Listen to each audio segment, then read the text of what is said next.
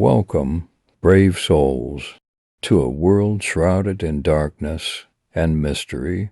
This story is about the haunted dollhouse. So let's begin. The dollhouse. She had always wanted a dollhouse.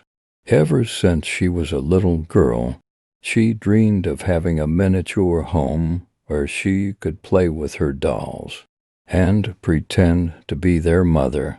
She imagined how she would decorate each room, how she would dress them up, how she would make them happy. But her parents never bought her one. They said it was too expensive, too childish, too frivolous. They said she should focus on her studies, on her future, on her real life. They said she was too old for dolls, so she grew up without a dollhouse. She became a successful lawyer, married a handsome doctor, and had two beautiful children. She lived in a big house, drove a fancy car, and wore expensive clothes.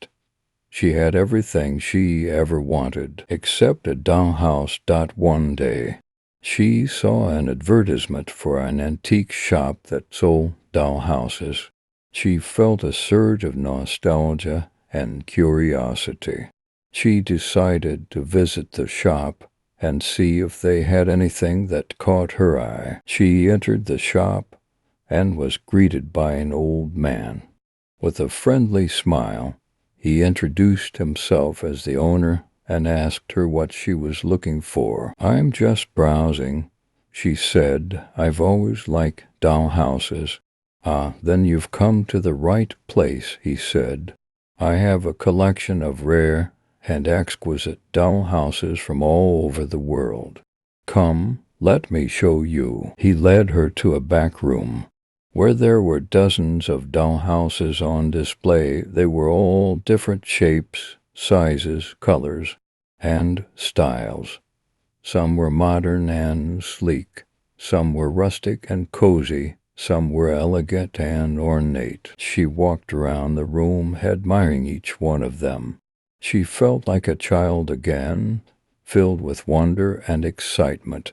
Then she saw it. It was the most beautiful dollhouse she had ever seen. It was a Victorian mansion with 4 stories, a balcony, a porch, and a turret. It was painted white with blue trim and had intricate details on every surface.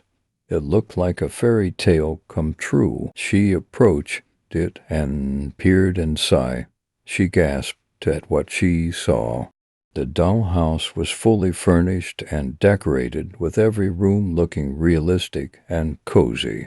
There were dolls in every room, dressed in period costumes and posed in various activities. There was a family of 4, a father, a mother, a son, and a daughter. They looked happy and content.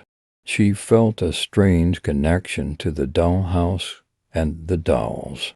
She felt like she knew them somehow, like they were part of her life. She turned to the owner and asked him how much it cost. He smiled and said, "For you, my dear, it's free." She was stunned. "Free? Why?" "Because I can see that you love it," he said, "and I want you to have it." She couldn't believe it. She felt like she had won the lottery. She thanked him profusely and asked him how she could repay him. He shook his head and said, "No need to repay me. Just promise me one thing." "What is it?" she asked. "Promise me that you will take good care of it," he said, "and that you will never leave it alone." She nodded eagerly and said, "Of course I will. I promise." He smiled again and said, "Good, then it's yours." He helped her pack the dollhouse in a large box and carried it to her car. He wished her well and waved goodbye as she drove away. She couldn't wait to get home and set up the dollhouse in her bedroom. She wanted to play with it.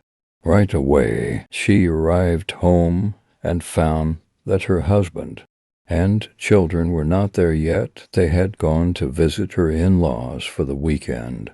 She had stayed behind because she had some work to do. She didn't mind being alone. She had the dollhouse to keep her company. She carried the box to her bedroom and opened it carefully. She lifted the dollhouse out of the box and placed it on a table near the window. She plugged in the cord that powered the lights. Inside the dollhouse, she turned on the switch and watched as the dollhouse came to life. The lights flickered on in every room, creating a warm glow. The dolls moved slightly, as if they were waking up from a nap. She smiled and clapped her hands in delight. She opened the front door of the dollhouse and reached inside. She picked up the mother doll and held her in her palm. "Hello," she said softly. "I'm your new friend." The mother doll blinked her blue eyes and smiled back at her. "Hello," she said in a sweet voice. "I'm so glad to meet you." He introduced herself and the rest of her family. She told her their names, ages, hobbies, and personalities. She was amazed by how lifelike and friendly they were. They seemed to have minds of their own, with thoughts, feelings, and opinions. They welcomed her into their home and invited her to join them in their activities. She spent hours playing with them, talking to them, laughing with them.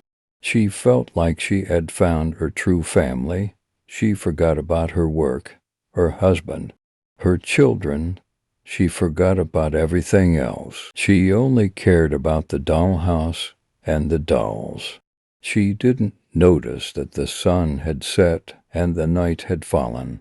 She didn't notice that the door to her bedroom had locked itself. She didn't notice that the windows had shut themselves. She didn't notice that the temperature in the room had dropped. She didn't notice that the dolls had changed. Their smiles had turned into smirks. Their eyes had turned into slits. Their voices had turned into whisper. They were no longer her friends. They were her enemies. They wanted her to stay with them forever. They wanted her to be one of them. They wanted her to be a doll. They grabbed her wrists and ankles and pulled her towards the dollhouse. She screamed and struggled, but it was too late. They docked her. They dragged her inside and slammed the door behind her. The lights went out. The dollhouse was silent. If you dare to see more horrors, subscribe to our channel. Don't forget to hit the like button if you survived. The nightmare continues. Stay tuned.